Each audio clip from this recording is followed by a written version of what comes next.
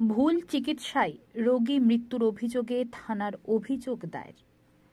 এর পাশাপাশি Jalpaiguri medical college ও হাসপাতালের অধীন সুপার স্পেশালিটি হাসপাতালের গেটের অবস্থান বিক্ষোভে বসেছেন মৃতার আত্মীয় পরিজনেরা। রোগী মৃত্যুকে কেন্দ্র করে ব্যাপক চাঞ্চল্য জলপাইগুড়ি মেডিকেল কলেজ হাসপাতালের অধীন সুপার স্পেশালিটি হাসপাতালে।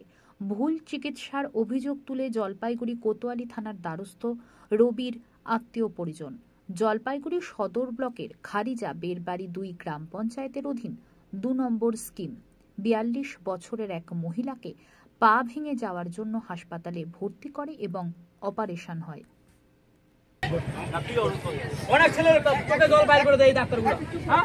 আমি এই আমার প্রশাসনের কাছে করতে ওই ডাক্তারকে ডাকুক, ওই নার্সকে ডাকুক। আমি কতবার গেছি নার্সের দুয়ারে, কলিঙ্গের দুয়ারে। আমার ডাক্তার কেন 4 দিন ধরে আসলো না? মারা গেছে কি কারণে? ওটা পরিষ্কার কথা। ডাক্তার কেন 4 দিন থেকে ঢুকলো না? বৃহস্পতিবার রাত থেকে আজকে সোমবার ভোর অবধি ঢুকলো না। আমার মা 3টা থেকে অসুস্থ, মা শ্বাসকষ্ট করতো। আমাকে বলতে পারতো ভাই এখানে চিকিৎসা হবে না, তুমি নিয়ে যাও। আমার মাকে আমি বাইরে মারতাম না, চিকিৎসা করতে পারতাম। ওটা আমার ব্যাপার, আমার ব্যক্তিগত ব্যাপার। না পারলে আমি ছাড়া তুলে না কেন?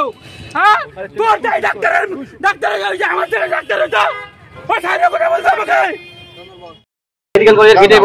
আমরা মেডিকেল কলেজের গেটে আমরা অবস্থান করছি।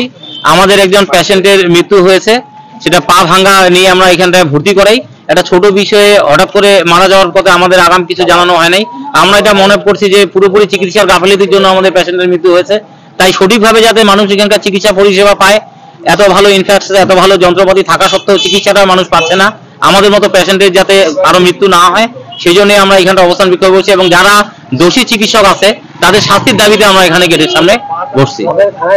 আমরা থানায় অভিযোগ করেছি লিখিতভাবে অভিযোগ করার পরেই আমরা এখানে এসে অবস্থানে বসেছি, কারণ আমরা প্রশাসনের দ্বারস্থ হতে চাই এবং সঠিকভাবে যাতে এখানে চিকিৎসা ব্যবস্থা চলে।